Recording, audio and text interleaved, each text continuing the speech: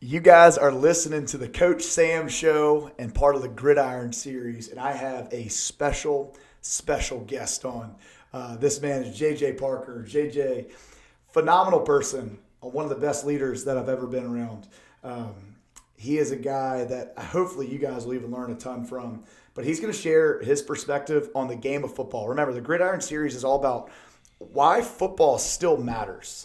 And honestly, selfishly, why our program is important and what we're doing at Hanover, why that's important and how that has an impact on people.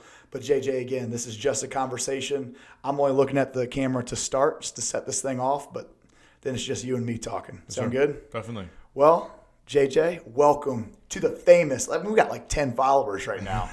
The famous Coach Sam Show. Welcome aboard, man. Thank you. I'm really glad to be here and talk. Let's go, man. Let's go. All right, tell me your story. Okay, start with your freshman year, even 8th grade, coming into workouts. Yeah. Tell me what that was like for you. Honestly, you don't got to filter anything. I can't even give you consequences anymore. You have graduated from our program. Give me your story, 8th grade through senior. Just give me high level background of Hanover football. My first time coming in for workouts I was in 8th grade. I missed the first day and I came the second day. I remember that because everyone, when I went to school, they were like, it was the worst thing we've ever done. Like, you're going to die when you come or whatever. So I go there the second day, and it is one of the hardest things I had to do. And it was just it was crazy. And at that year, I was just like, I don't know if I can do this. Yeah. And like, that year, I was in and out of being there at workouts. I would show up. Sometimes I wouldn't. Sometimes I would. And it was just super inconsistent. And then that 9th grade year going into playing my freshman year, it was just I started my first game, and I got torched. First play of the game, absolutely torched. I was playing corner. First play, long ball on me, and then they subbed me out. After that, I was like, all right, I don't know what to do. So after that year, I was in and out of playing. Then sophomore year came, and I was like, all my friends are on varsity. Like, why am I not on varsity? And I was like, I'm just as good as these guys. And then it really came down to my attitude, and I was just like, these dudes have a better attitude, man. And my coach Sam told me, he's like, he brought me in. Cooper Kupp was on I remember this. It was me, a couple other teammates, and Cooper Kupp's messages were up. And we were having trouble blocking. Like, we didn't block. We had horrible attitudes. And it was like, JV receivers not wanting to block, not good enough to be on varsity. And after that, I was like, yeah, I got to do something about this. So then separated myself from anybody who was holding me down and just decided, I was like, I'm just as good as all these guys, and I can prove that, and I'm going to go put in all my effort and not lay around. And then I waited. I started then, but, I mean, obviously I wasn't going to go up to varsity and play then, so I just figured I would work with the team. I practiced with the football team, all that stuff. And then the next offseason came around, and 110% into it every day. We had workouts. I was there. Any day we didn't have workouts, I was at the gym. I would do whatever like we did there at home, and I would just keep doing that. And then that was really good. Like, I remember I felt like I was a really good football player. And then the next year came, and it was my senior year coming. So this year coming up. And it was less about like becoming a better football player. It was more about becoming a better leader for the team, because at that point, like, it was all on me and a couple other teammates to lead the team. And that year this summer, I focused a lot on connecting with my teammates before like myself first. So like I could just sit back and we had a conversation about that once, about like just working hard and not really like connecting with my teammates. And I realized that I do need to connect with my teammates. Like, for us to be good, for us to like build relationships, like that's what I focused on all summer and that whole year. And I still see that now. Like, I didn't get the result we wanted in the year. Like, obviously we wanted to win a state championship, but we didn't get that. But I'm very proud of the relationships I still have now with younger guys that I didn't have when I was a freshman. So, gosh, so cool. Yeah. I mean, I could go back and ask details about all the different phases that you that you shared. All right, take me back. You said first year. Yeah.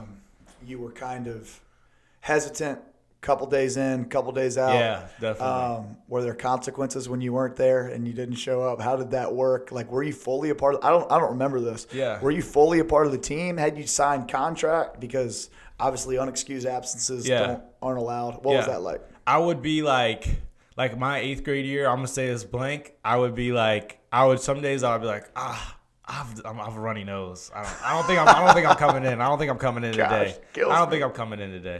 My throat hurts. I don't think I'm coming in. Like it was stuff like that, and it would just constantly build up. And like anytime I would feel bad, I'd be like, I can't do it today. And then as I went through the program, I was like, I have a runny nose. Like some days I have a fever, and I'm like, I'm still here. Some people aren't gonna like that. I love that, but you love the mentality of like, nothing's going to stop me from going in. Now, I know your dad, and your dad is a great dad, and he's in your corner, and he's an advocate for you. What were those conversations with him like?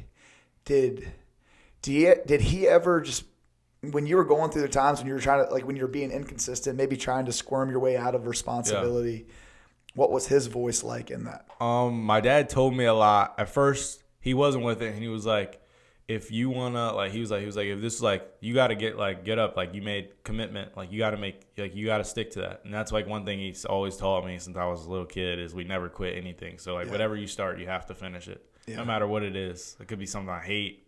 I've always lived by that. So that's like one thing. So he's like, you're never gonna quit. You're gonna keep going. You're gonna keep showing up. So like eventually it led on. He was like, the more you're becoming a grown man, like the more you're growing up, he was like, if these are the choices like you want to make and you want to keep doing stuff like this, then it's gonna show. And like he was just saying basically like you can't be mad when things don't go your way when you're in the season and you're not starting, you're not where you want to be because of the effort you put in. So he's saying he basically told me it was all on me to like make the choices I want, and he can't really help, like he can't really be there to force me to do something I don't want to do. So he's saying how basically, like, don't be mad at anyone else but myself when the season comes down and I'm not where I want to be. So you will probably realize this more as you get older, and one day when you get to be a dad, you know how hard that probably was for him. Yeah, definitely. It's so much easier to allow your son to escape responsibility because he sees you struggling than to coach you through that. And that's a really cool thing. I think the older I've gotten, the more I love and appreciate my dad. Yeah, definitely. Because like of the values he instilled in me. Yeah. You're probably going through this now. Maybe you're not. You could disagree with me. But I know there's a time when you're younger, you love your dad, right? Like your dad's everything. Definitely. But then you go through a time, middle school, high school, where you think you know more than your dad. And like, I would do it differently. Why is he doing this? Why is he acting like this? The older you get, especially as you have kids, you get married one day, you have kids, you're going to be like, I need to cut my dad some slack because he was pretty awesome. Yeah. And it's hard because he probably saw you struggling at workouts, and he saw you not wanting to go. And instead of allowing you to quit, he said, you committed to this. Yeah. You are going to have a consequence either positively or negatively dependent on your work. Such a cool thing that your dad did. In that. Definitely. All right. So you go through that year, and you mentioned this turning point of the Cooper Cup message. Yeah. So what happened was there were a few players on JV who had a ton of ability. Yeah. And I felt like I couldn't reach you guys. For whatever reason, whatever I said was going in one ear and out the other. And I knew if we could at least get half of you guys to commit, our team would be different. And another one that was in that conversation was Caden Hughes. Caden Hughes. And he's a phenomenal player for us. He's now, a really good – and he has turned a corner. Yeah. And I got two of my buddies definitely leveraged some relationships there. Isaiah Ford was one. Yeah. So he was on FaceTime with you guys. Yeah, he was on FaceTime too. And then Cooper couldn't get on FaceTime, but I was texting him. And I said, what would you say to some JV players that are not giving effort blocking, but they still think they deserve the football? And this is what he said. He said, JV players not blocking, not good enough to play varsity, and still can't do the one thing that requires no effort. He goes, they will never be able to play varsity. That is the most laughable thing I've ever heard of. And I didn't know how that was going to go over. I didn't know if I was going to be getting calls from parents or what, but you guys were all sitting there.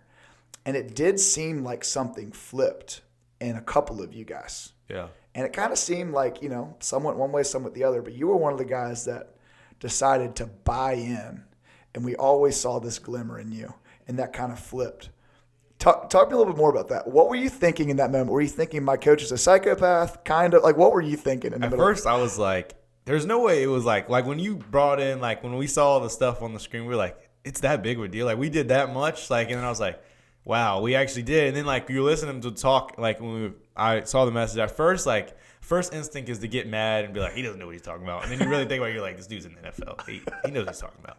So then at first, like that was my first instinct. And then I actually thought about it and I was like, I really don't put in the effort to block. I don't put in any effort to do anything. So I was like, maybe he's right. Let me see what happens if I try to put in effort and I actually do step away from people that are leading me astray, and I choose to lead the people instead. That's hard. Yeah.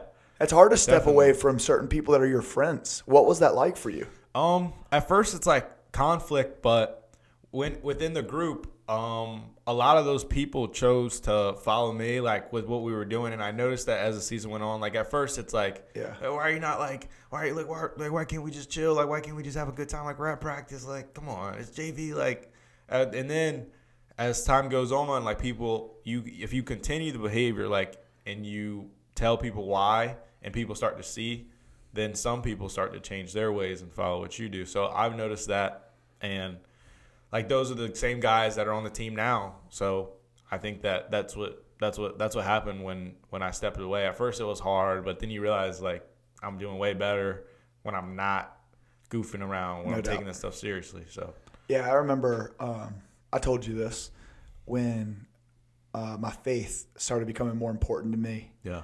My junior years when I first started like making decisions based off that. And because of that, you're right. Like you have to separate yourselves from certain people and certain activities and certain things. And that's difficult. You're a high schooler and all you want to do is belong to a group.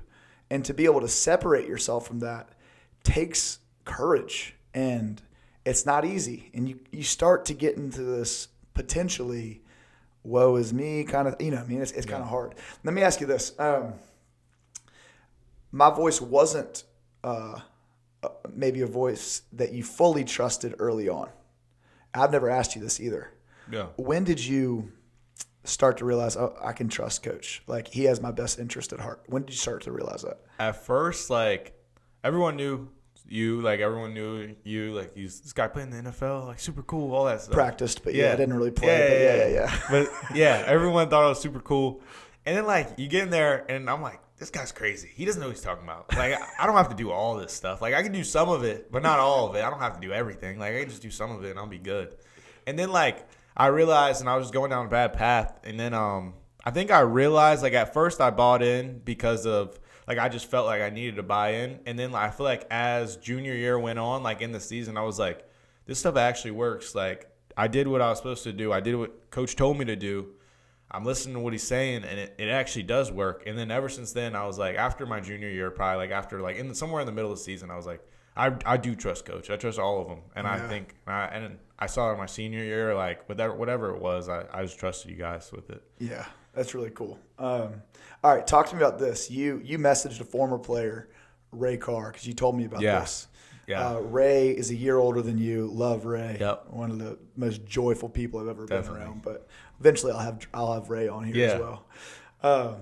But you were trying to understand what it meant to be a leader, and we had our leadership councils and all that stuff. So I want you to talk a little bit about leadership council, and then talk to me about what you asked Ray and how that influenced the way that you tried to lead your senior year. So leadership council, and then the Ray question. Leadership council this year we had was like with all the captains or all the leaders on the team, and basically like we would talk about like a lot of different ways that we could lead our team better, and different aspects, different people like we could impact and how we could do it. And we were kind of like we heard all the stuff and we were doing it, but there was like a couple of things that like we were just missing a little bit. And I think that when I asked Ray, I texted Ray and I was like, hey, like what's one thing like you regret from last year? Because Ray changed completely from his senior year to after high school, kind of that summer. So I asked him in the summer, and he was just like, I wish that I connected with like the underclassmen more, and like not like joking around, and everybody like the narrative is for all the upperclassmen to be better than the underclassmen. Like that's always been the narrative. So I think Ray was basically saying that like he wished that there was more sacrificial leaders on the team.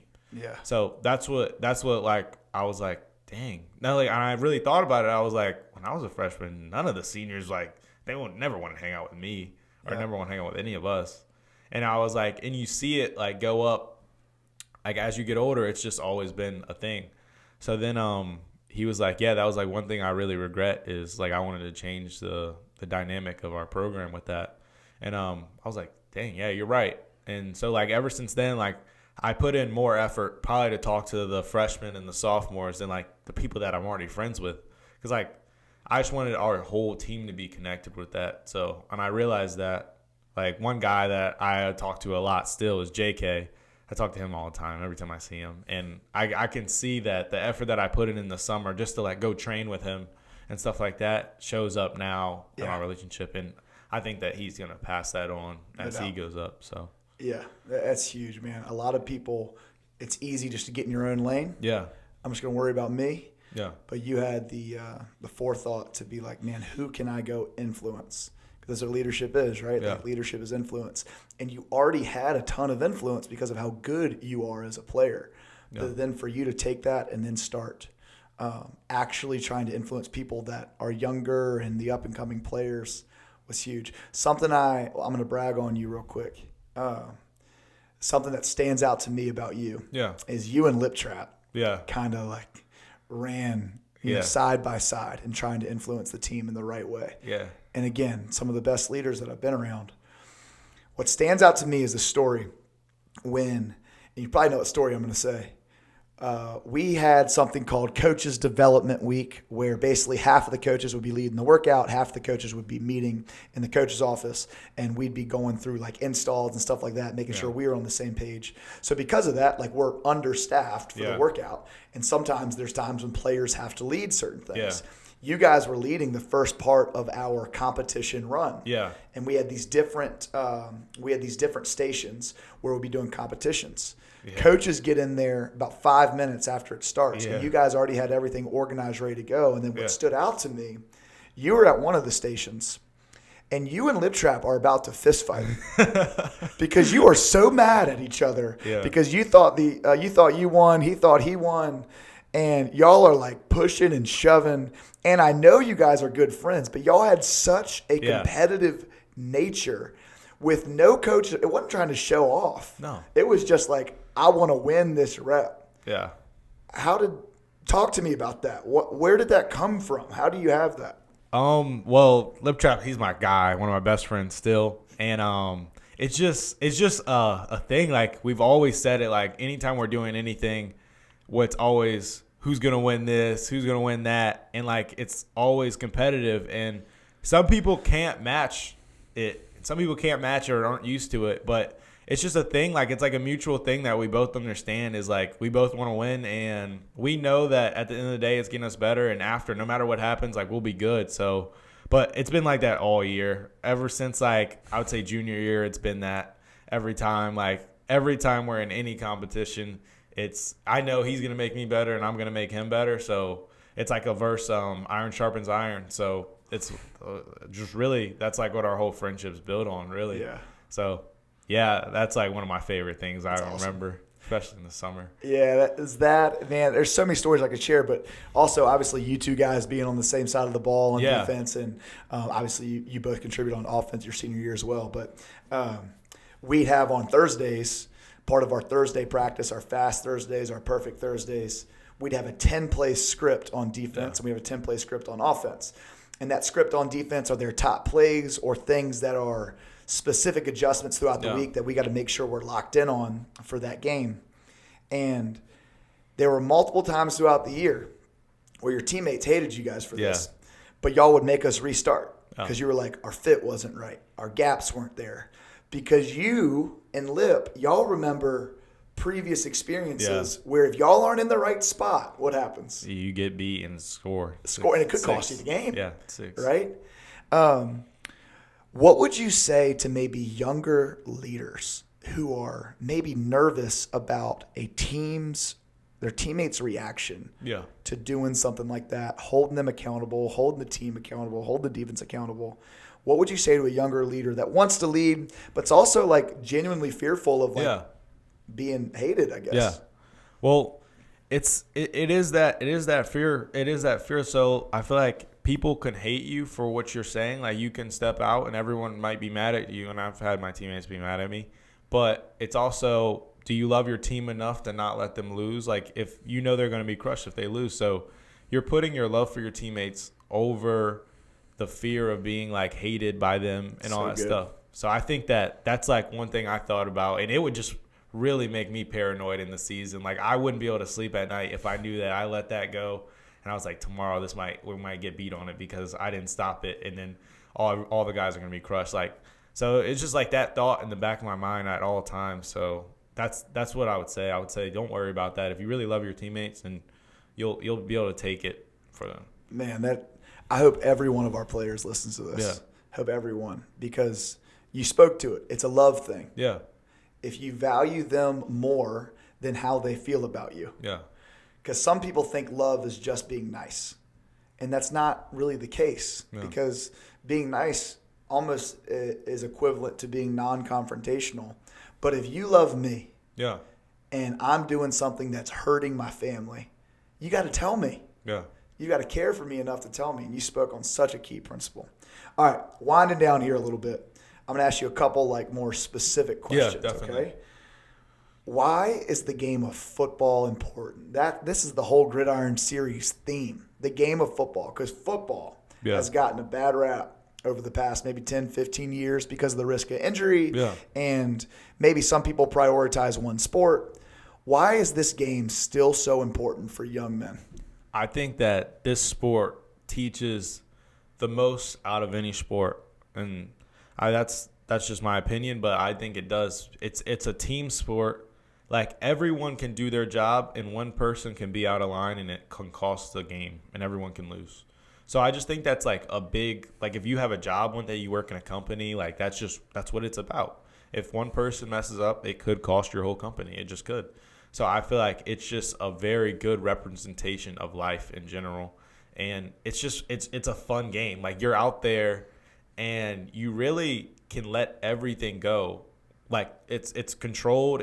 You can let everything go, and to a certain extent, and everyone can just be themselves. I think. Like I feel like everyone, there's no like boundaries on yourself. Like obviously you can't fight anyone, but right. To an extent, you can be who you want to be out there on the field, and it's honest. Like there's a lot of guys that you meet that will talk to you and say all the stuff that they can do, but when you're on the football field, all that stuff really just fades away. It fades away, and you really see who's who, and it's really honest. I think it's the most honest game there is. So I really love it. Yeah, there's a purity about it, right? Yeah. Like, dude, honestly, I told you this before. Sometimes I'll go back and I'll go watch Tech games. And I'll be like on the sidelines before the game. Yeah. And those guys are massive. Yeah, definitely. And I'm not. Yeah. Like, JJ, those guys are fast.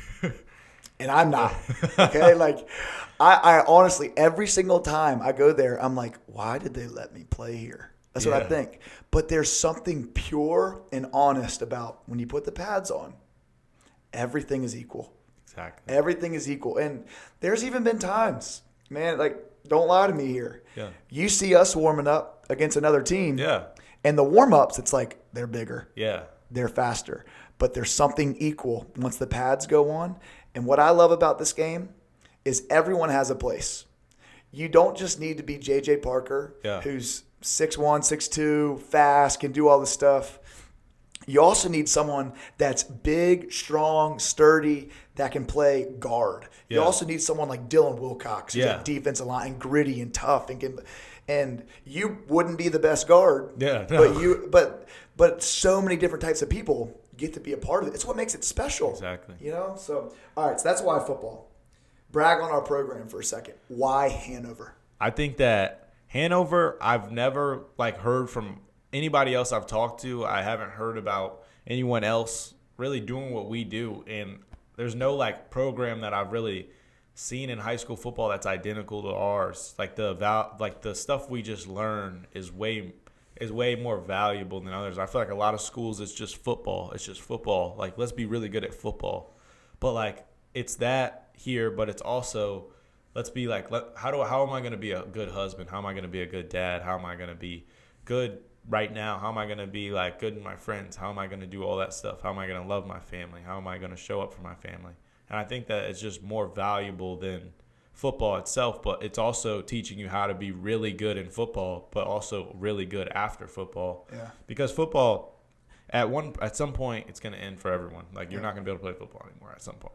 Yeah. So really, then it falls back to how good of a family man are you? How good do you love your family? Yeah. So that's what it's going to come down to, and I think that Hanover football sets up like every person better than anybody else for that. So I think that's the main. That's good. That's really good. All right. Tell me if you could sit across from a parent right now. Yeah. Okay. And you're giving them advice on what to encourage their kid with, maybe what to allow them to do, not allow them to do. Talk to a parent that they're stepping into Hanover football. Think about a parent of an 8th grader. They're coming over for workouts, and they see our commitment. They see that you need to be there, which now is 4 times a week, but in the morning, and you're getting up early, and you got Ferrum camp, and there's this thing called the captain application. Yeah. And there's all this stuff that goes into, like, and there's leadership council, and there's skill days, and there's Schoology videos, and there's just this massive, what feels like weight, commitment. How would you encourage a parent stepping into our program? I would encourage a parent to think about it like, what is if my kid does do all this stuff, he doesn't lose anything. Like, so I think that it should be a constant encouragement for your kid to do this. Like, I'm glad my parents never let me stop playing football here or move me or anything like that. I think that all the stuff on paper, it looks like a lot. You're doing a lot, and then you really do it, and you're like, this is really bettering me. You really find joy in what you're doing. At first, it may seem like, coming to workouts at 6:30, and then when you get later on, you're like, I get to come to workouts at 6:30 because it's fun when you continue to do it and you continue to do it and you really find purpose in what you're doing. Everyone has joy in what they're doing. I think I could ask any player, do they regret coming to Hanover, and none of them would say they regret that. That's awesome. So I think that everything, and I think the more you do in the program, the less, like, the more grateful you're going to be for everything you've done here.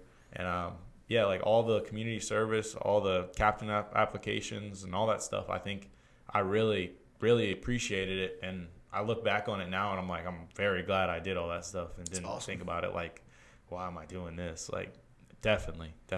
Talk through that captain application for a second and what that was. We started that last year. Yeah. Talk through that. From what I remember, it was basically kind of like a job interview, basically. And it was set from the beginning, like all the rules for it. And basically we had to do community service hours. We had to be a leader in our position group at some point or another. That was nominated by your position group? Yeah, nominated by everyone. So the people chose you. So basically the people had to recognize you as a leader at some point. And you had to, I think you had to get a chip award. Yeah, chip shirt. Yeah, chip shirt. You had to have a chip shirt. And then basically you have to stay consistent with that for a couple months. Consistently with that, and then right before the season, you have an interview with all the coaches, or Zoom call with all the coaches, and they basically ask you questions about why you think you're fit for it and all this stuff. And you also have to get references, so you have to get like 2 people that they can call and talk to, and they can't be a family member, and they got to be over 21. So I got a couple. I think I got a friend's dad and a teacher. Yeah. So then you go through the Zoom call, they ask you questions, and then you go in front of the team, and the team basically, before that, the team votes on you through like a poll, and then that's all shared. And then basically we see who gets captain. So all this stuff is the team chooses, the coaches choose. It's not really favorites. It's really just who everyone sees as the captain. Yeah, that's awesome. Yeah. So like, I got this from a guy named Rick Jones, who was a longtime high school coach in Texas and then also is now helping out with Missouri right now. But I was talking to him last year, and what we were trying to do is create the barrier to entry, create a higher barrier to entry. Meaning, like, if you're willing to go through all this, you're probably fit to be a leader. and you had to fill out an application. I don't remember that long application you had to fill out Yeah, on certain questions and why you had to do it. So there was that. There was a one-on-one interview with me, and then there was a group interview with the coaches, and then the players voted. And then we still have override power. Like we still have veto power. So like if they vote people that we don't agree with, we can say, nope, we're going with some other direction because we have that power. But it was consistent all the way through. Yeah. It was, here's the best applications. Here's the best interviews with me. Here's the best group interviews. And the players all agreed with us. If we didn't share with them our opinions, they got to pick. And you and Lip Trap were always neck and neck at the top, which was really, really cool. And you guys showed, hey, I'm willing to do all this stuff. And the things that stuck out to me, one of the questions we asked, what if you go through all this and you don't get captain? How are you going to behave? That was one of the questions we asked. Another question we asked, what if you become a captain and your starting spot gets taken away? How are you going to behave? And you and Lip Trap responded with such honesty, but also such ownership. Hey, that would be really, really hard, but I got to own that, and I got to see how I can get better. And you had some different things around that. I wouldn't be surprised. The way you're talking right now, there's business owners and there's clients that I work with. They're going to be shocked that a high schooler can speak the way that you're speaking right now. Yeah. You talked to me about this a little bit before we got on. You go on visits and all that stuff. How do you think, because of our program and how demanding it is and all that stuff, how has that also helped your confidence, though, and how you see that compared to maybe even some college guys that you see with on visits? Go ahead and talk I think that a lot of stuff I've done at Hanover, well, really all the stuff I've done at Hanover throughout the years, especially becoming a leader, our coach, Sam, he gives us more responsibility and to basically speak in front of the team. So you're going to have to speak in front of the team more. You're going to have to talk to your team. Maybe it's just you in there talking to your team and the coaches aren't even in there. So really got to command the room. So I think that has helped me with when I'm in school or when I'm out on a visit or somewhere else. I've realized that there is no fear in talking to people, and you have to be willing to do it because it's going to come up a lot in your life. No matter what you do, you're going to have to do it at some point. And I've just noticed that a lot of people haven't had the experience to do that and haven't had experiences in high school to do that. It's been the coach talking the whole time. And they've never had a chance to actually talk, because when they do talk, they don't look like they want to talk, and they don't say what they want to say because their fear of everyone being there. But we've learned as in the program, as talking to people is just having the same conversation I'd have with me and you. It's the same. It's just you're speaking louder and more clear. Yeah, that's awesome. All right, pop quiz. You ready? Yep. What's C stand for? Communication. How do we communicate? Verbally and non-verbally. How do we communicate verbally? Body language. Verbally. Let's try again. Here we go. What does C stand for? Communication. Okay. How do we communicate? Verbally and non-verbally. How do we communicate verbally? Clear, confident, with a purpose. How do we communicate non-verbally? Body language. Okay. What does H stand for? Honor. What does honor mean? To treasure. To treasure. Awesome. What does the I stand for? Integrity. What's integrity? To doing what you say you're going to do, and when you make a mistake, own up to it. And do your best not to repeat it. Awesome. What does P stand for? Perseverance. When things get hard, what do we do? Push through. Love it. Love it. Love it. Tell me as many inequalities as you can remember. There are 9. This one's harder. Yeah. This one's harder. Okay. Love over fear. Great. You over me. Yep. Gratitude over grumbling. Nice. Passion over passivity. Love it. There's a lot more that I know. I'll start off the word. You finish it for me, okay? Victor over what? Victim. Okay. Process over what? Process over result. Yeah. Growth over what? Comfort. Growth over comfort. Toughness over what? Talent. Talent. Beautiful. You already said passion over passivity. Yeah. Victor over victim. You said you over me yet? Yeah. Okay, great. There's probably some that I'm missing. There's one more, I think, but I don't know what it is. Yeah, I'll know off the top of my head. But yeah, the important ones that we highlight a lot are the CHIP values. Yeah. And then we use the inequalities not as something that you need to memorize, but as frameworks to operate as a captain. It's additional content there for you. Yeah. Well, man, you are a stud. You're one of my favorite players ever been around. I'm excited. I get excited for this as players leave on. I want to continue relationship with players. Yes, sir. And it's not something where you just served your time at Hanover and then you're done. I'm always in your corner, always here for you, love you. I really think that some parents, players, and honestly people in the community that are nervous about football are really going to appreciate this. What I'm going to have Jacob do, I'm going to have Jacob post a picture of JJ as a freshman. You got to give me a picture. And then JJ as a senior. This man is a stud. He's worked his butt off. He's a phenomenal person. Love you, man. Love you too, Coach. I appreciate you.